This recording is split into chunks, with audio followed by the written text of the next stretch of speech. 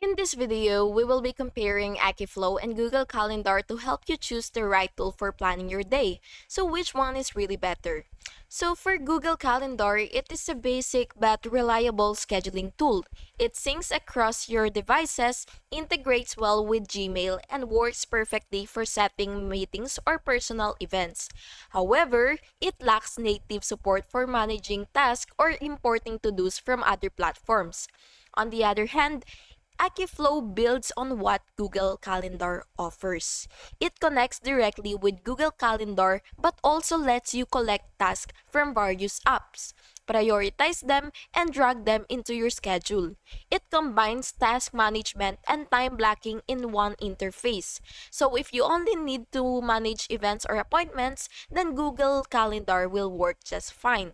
But if you do want to manage your time, task, and calendar together in a more productive way, then Akiflow gives you that extra level of control. And that's basically it. If you found this video helpful, please make sure to like and subscribe for more videos like this. Thank you so much for watching. Have a good day.